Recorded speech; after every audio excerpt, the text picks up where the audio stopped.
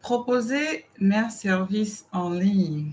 Comment m'y prendre? Flore, j'aimerais bien proposer mes services en ligne, mais je ne sais pas comment m'y prendre. Ça, c'est une question que je reçois énormément de fois. Je reçois cette question énormément de fois. Et c'est de ça que nous allons parler aujourd'hui.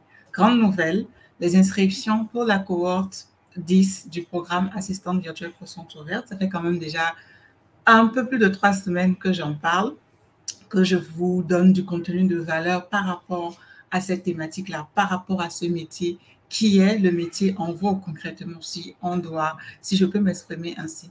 Donc, les inscriptions sont ouvertes. J'ai mis là le lien pour pouvoir aller voir de plus près de ce que c'est que le programme. Et n'hésitez pas à me revenir. En tout cas, si vous avez des questions ou si vous voulez vous inscrire, n'hésitez pas à cliquer et à vous inscrire. Alors, je veux me lancer en ligne, comment est-ce que je dois m'y prendre? Et la question du comment est-ce que je dois m'y prendre, en fait, ça regroupe beaucoup de choses. Comment est-ce que je fais pour proposer mes services en ligne? Quelles compétences est-ce que je dois proposer en ligne? Comment je fais pour être payé? Est-ce que je serai à la hauteur? Comment je fais finalement pour me positionner, en fait, et avoir des clients? Où est-ce que je trouve ces fameux clients? On m'a dit que le métier est saturé, on m'a dit qu'il n'y a plus de clientèle. Où est-ce que moi je trouve concrètement mes clients? Est-ce que je dois forcément avoir un background de secrétariat, d'assistante de direction avant de pouvoir songer à proposer mes services en ligne? Autant de questions, autant de questions. Finalement, Flore, quelle est la marche à suivre en fait? Comment je fais finalement pour me lancer? Et ça, c'est une question qui revient énormément de fois. Et dans ce live, je vais te donner ma marche à suivre en 5 étapes, vraiment de façon résumée, 5 bonnes étapes qui vont te permettre de te lancer en ligne. Et n'oublie pas, comme je le disais tantôt, les inscriptions pour le programme Assistante virtuelle Pro sont lancées. C'est quoi le programme Assistante virtuelle Pro? Ben, c'est le programme qui va te permettre d'être digitalement autonome, de sorte à pouvoir proposer tes services en ligne. Parce que je sais que toi qui es en train de m'écouter, tu as envie de proposer tes services en ligne, tu as envie de proposer tes compétences en ligne, mais tu as peur parce que voilà, quand on parle d'activité en ligne, de quoi que ce soit en ligne, tu as peur de te faire arnaquer et tout. Je sais que tu es salarié depuis des années, que tu en as marre de la routine. Il y a énormément de choses qui te frustrent en entreprise. Je sais aussi que tu as déjà investi en te disant, oui, je veux vendre tel produit, oui, je veux vendre tel autre produit. Mais bon, rien n'a marché. Tu as perdu tout ton capital. Tu as vendu des choses sans être payé. Bref, tu as une vraie problématique en fait, en ce sens que tu as envie de le faire. Okay? Tu voudrais bien le faire pour avoir des revenus résiduels, pour en même temps même le faire parce que tu peux le combiner avec ton emploi salarié, mais tu n'y arrives pas. Tu ne sais pas comment faire.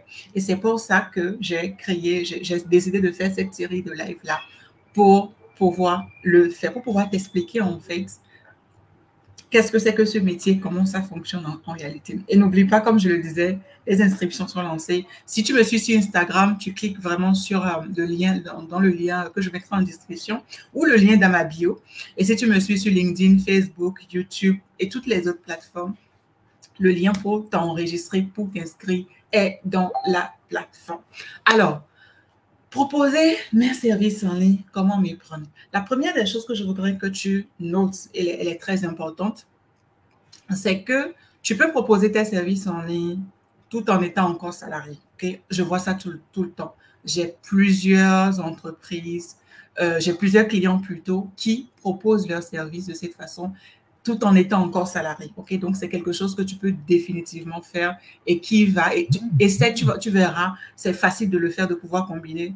Surtout si tu apprends à être organisé en fait. Moi, personnellement, je l'ai fait pendant deux bonnes années et demie. Je l'ai fait avant de complètement lâcher prise. Donc, c'est une première chose que tu dois savoir, que tu as vraiment la possibilité de pouvoir te lancer en fait tout en ayant ton activité ou ton job salarial de côté. Et moi, la majorité de mes clients sont dans cette logique-là. Donc, je donne un plan d'action, un plan d'action en 5 étapes qui va te permettre en fait de le faire, de te lancer en ligne, de proposer tes compétences en ligne, de proposer tes services en ligne et de pouvoir le faire avec succès. Alors, la première étape, c'est l'étape d'introspection en fait. Vraiment à ce niveau, il va falloir que tu t'asseyes avec toi-même parce que Personne ne te connaît mieux que toi-même. Il va falloir donc que tu t'asseyes avec toi-même et que tu décides, que tu vois qu'est-ce que tu sais faire en fait. C'est l'étape où tu définis les services que tu dois proposer. OK? C'est l'étape où tu définis les services que tu dois proposer. Et ça va vraiment te demander une petite introspection en fait. Et ça va te demander que tu sois honnête avec toi-même et que tu te poses les bonnes et les vraies questions. Il ne s'agit pas d'aller regarder ce que fait X, Y, Z, OK? Et de dire, OK, bon, je vais me calquer là-dessus. Non. La raison pour laquelle la majorité des personnes échouent, c'est parce qu'elles ne prennent pas en amont, en fait, le temps d'analyser. Elles ne prennent pas en amont le temps de regarder. Elles ne prennent pas en amont le temps de se questionner elle-même. Ça, c'est très important, en fait, de te questionner toi-même. C'est vrai, peut-être quelqu'un est en train de lancer quelque chose, peut-être quelqu'un est en train de faire... Je prends un exemple tout bête. Il y a Kosiwa qui propose ses services de tunnels de vente et autres en ligne. Et tu te dis, bon, je vais m'y mettre aussi. Ce n'est pas de cette façon qu'il faut le faire. Il faut te poser la question de savoir qu'est-ce que je sais faire? Qu'est-ce que je peux proposer? Qu'est-ce que je sais faire? C'est quoi mon expertise? Et quand je te parle d'expertise, ne va pas dans la dimension de bac plus 20. Non, je ne te parle pas de ça, de ceux qui ont bac plus 20. Non, je ne te parle pas de ça. Je te parle de ce que tu sais faire en fait et que tu peux proposer. Tu as peut-être été à l'école, on te l'a enseigné à l'école, tu as peut-être, c'est peut-être un don naturel, ok? C'est peut-être un don naturel ou c'est peut-être un talent naturel que tu as dans telle ou telle autre chose. Il y a des personnes qui savent superbement bien cuisiner, mais qui ne sont jamais allées dans des écoles de cuisine, mais qui savent superbement bien cuisiner. Donc, tu dois faire cet exercice-là avec toi-même et te poser la question de savoir qu'est-ce que je sais faire, qu'est-ce que je peux faire. OK? Qu'est-ce que je sais faire? Qu'est-ce que je peux faire? Qu'est-ce que j'aime bien faire? Qu'est-ce que je maîtrise bien? Quelle est mon expertise? Quelle est cette chose-là que je suis vraiment la seule à pouvoir bien faire? Ce sont les vraies questions que tu dois pouvoir te poser. Il y a énormément de choses aujourd'hui, énormément de compétences que tu as, que tu peux proposer. Il y a énormément de choses que tu sais faire, que tu peux adapter au virtuel. Et dans le cadre du programme, justement, du programme assistant virtuel, pour mon équipe et moi avons conçu un document de plus de 150 services, en fait, qui sont faisables en ligne, qui sont proposables en ligne, dans tous les domaines, que ce soit l'administration générale, les finances, que ce soit la comptabilité, que ce soit les ressources humaines, que ce soit l'expertise, en fait, que ce soit dans le graphisme. Il y a énormément de choses que tu peux faire. Donc, tu dois te poser cette question-là, mais OK, qu'est-ce que moi j'ai fait? C'est quoi mes compétences en fait? C'est quoi mes aptitudes? C'est quoi mon habileté? En quoi est-ce que je suis bonne? En quoi est-ce que je suis bonne? Ça, c'est vraiment la première étape. Et beaucoup échouent parce qu'elles ne prennent pas le temps. Je parle des personnes, elles ne prennent pas le temps de s'asseoir avec elles-mêmes et de dire voilà ce que je veux faire. Et ça va en fonction de ma personnalité, ça va en fonction de mes compétences, ça va en fonction de mes aptitudes. Ça, c'est la première chose. Définis les services que tu veux proposer. Qu'est-ce que tu sais faire? Dans quoi est-ce que tu es bien? Pas forcément quelque chose qui a l'air du temps, mais qu'est-ce que tu peux déjà faire pour commencer? Qu'est-ce qui est toi que tu peux proposer, OK? Et que tu peux faire. Et bien évidemment, quand tu es dans le programme, si éventuellement tu t'inscris là, tu vas voir avec ce document-là, tu vas encore plus vite parce qu'on te met déjà sur pied tout ce qui est possible pour toi de proposer. Il y a des trucs que tu n'imagines même pas que tu peux proposer. Et ça te permet en fait de dire, ah tiens, moi par rapport à mes compétences, par rapport à mon expertise, par rapport à ce que je sais faire, ben, tiens, je vais commencer par ci, je vais commencer par ça, je vais commencer par ça. Et puis dans la formation, bien évidemment, tu apprends de nouvelles compétences, OK, avec lesquelles tu pourras continuer. Donc ça, c'est le premier pas. Enfin, c'est non négociable, c'est le premier step en fait, c'est le bottom line, comme on dit. Ensuite, la deuxième chose, à qui tu veux proposer cette chose-là que tu as trouvée dans l'étape 1. Et tu vas voir que toutes les étapes que je vais te citer là sont interreliées. Tu ne peux pas sauter une étape pour aller à une autre. Elles sont toutes interreliées. Donc, à qui est-ce que je veux proposer ces services-là? Mon expertise, à qui je vais leur proposer? Moi, je propose mon expertise à deux catégories de personnes. Les professionnels qui veulent se lancer en ligne et les professionnels qui travaillent en présentiel en tant qu'assistant de direction. Je ne parle pas à trois personnes, non. Je parle à ces deux catégories de personnes. Donc, c'est clair dans ma tête, mon message, mon contenu, mes programmes sont structurés pour ces deux types de personnes-là. Alors, Ma clientèle. Contrairement aux autres corps du métier, tu vas te rendre compte que le métier d'assistant virtuel, c'est vraiment le seul métier où c'est toi qui choisis avec qui tu dois travailler. C'est l'une des choses qui est vraiment géniale dans le métier. Tu choisis avec qui tu vas travailler. Alors ici, la question que tu vas te poser, c'est avec qui est-ce que j'ai envie de travailler? Avec qui est-ce que j'ai envie de collaborer? Ça c'est une des questions que tu vas te poser. Auprès de qui est-ce que ces services, cette expertise que j'ai, auprès de qui est-ce que cette expertise-là, ces compétences-là, ces aptitudes-là, auprès de qui est-ce que ça va matcher? C'est ça en fait. Et là, ça va t'amener à ce qu'on appelle dans notre jargon à nicher. Beaucoup de personnes ou beaucoup d'assistantes pensent qu'elles vont servir tout le monde.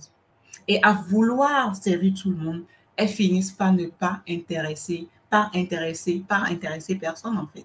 Et c'est ça l'erreur en fait, que beaucoup se disent, bon, je vais servir tout le monde, je ne veux pas nicher, parce que si je niche, ma couverture sera réduite, je ne pourrai plus atteindre telle personne, je ne pourrai plus atteindre telle personne.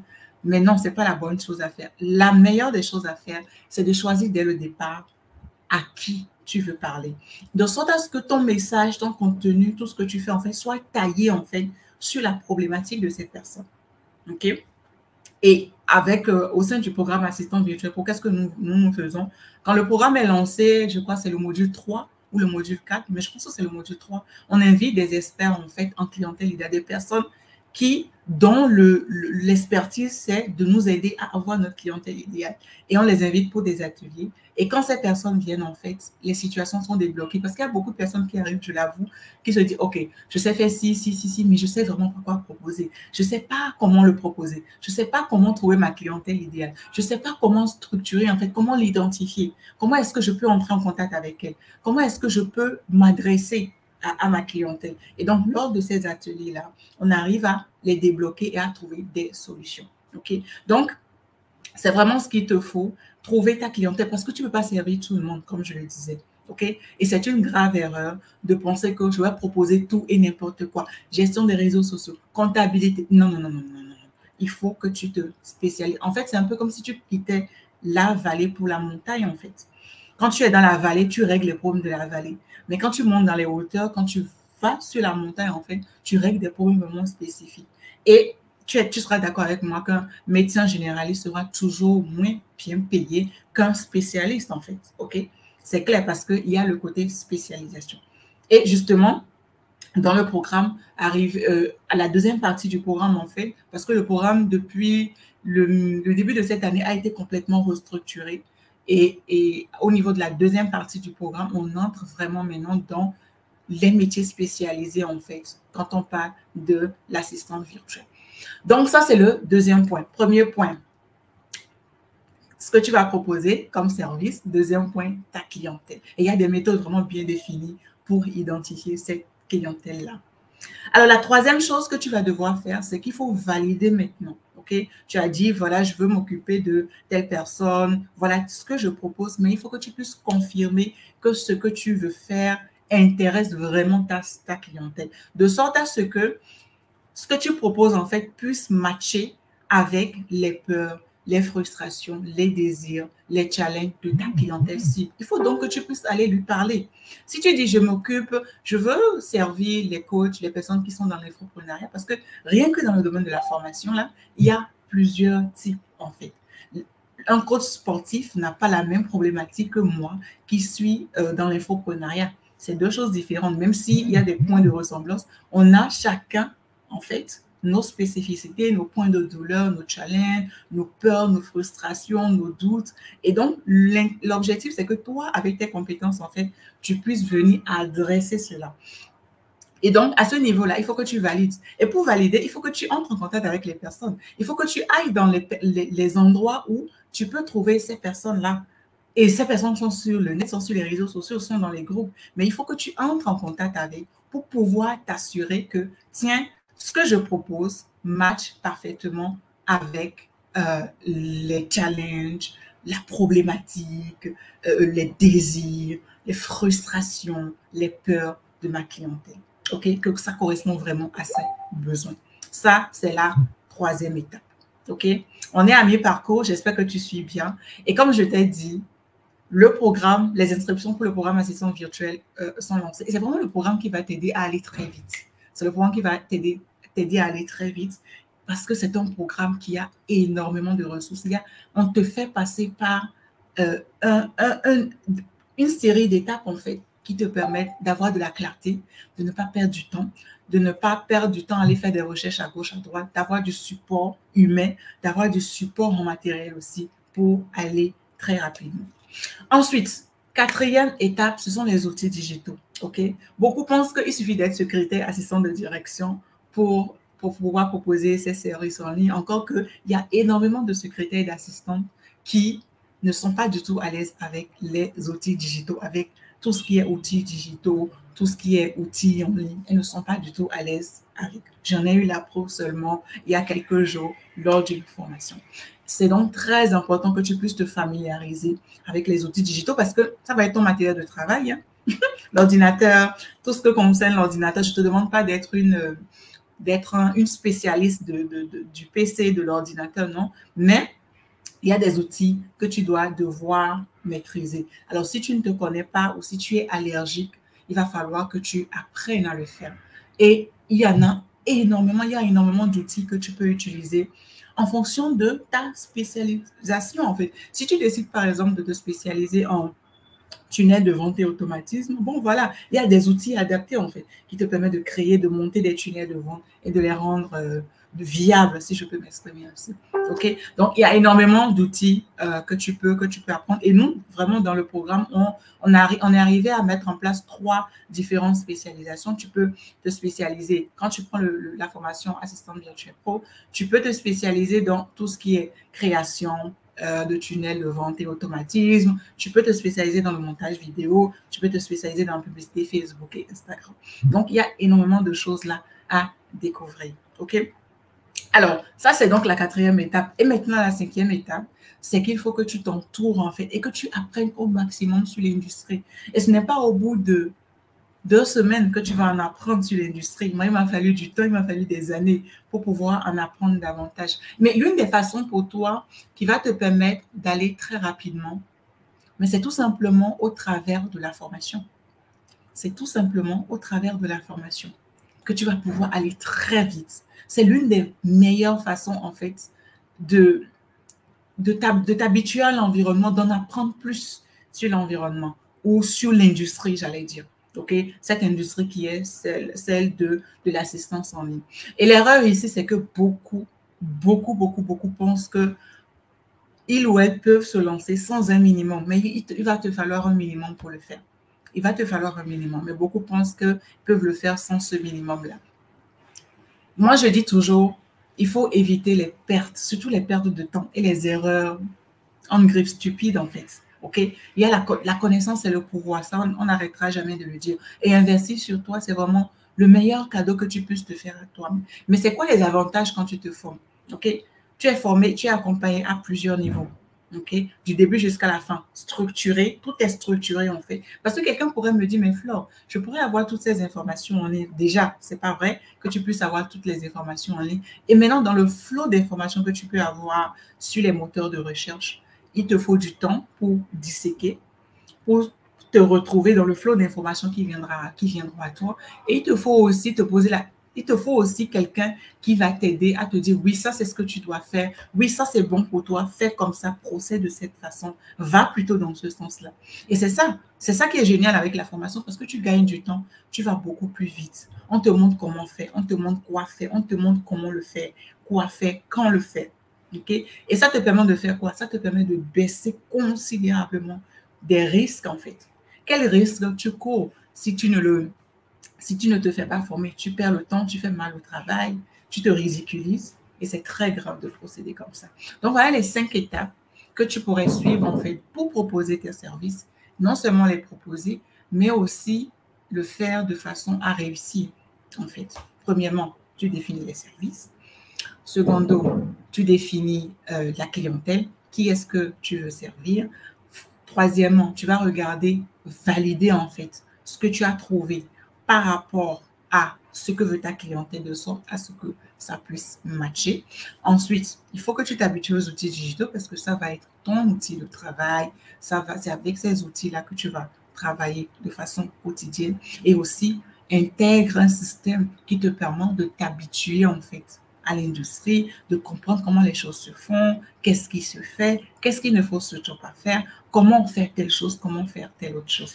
Et tout ça, tu l'as en fait dans le programme de formation et d'accompagnement, bien évidemment, Assistant Virtuel Pro. Et je t'invite, si tu es en train de me suivre, à cliquer sur le lien pour pouvoir aller t'inscrire. Si tu es sur Instagram, va regarder dans la bio. Je mettrai aussi le lien dans la description, où je ferai référence aussi dans la description pour que tu puisses aller t'inscrire aussi. Donc, voilà un peu ce que j'avais à partager avec vous. J'espère que le live n'a pas été trop long. C'est super. Et n'oubliez pas, jusqu'au 23, je serai ici 3 fois par semaine avec des lives comme ça. Donc, rendez-vous mercredi prochain, ensuite rendez-vous jeudi et on se revoit le lundi d'après. Merci à toutes pour l'attention. Prenez soin de vous et puis on se dit à mercredi prochain. Bye bye.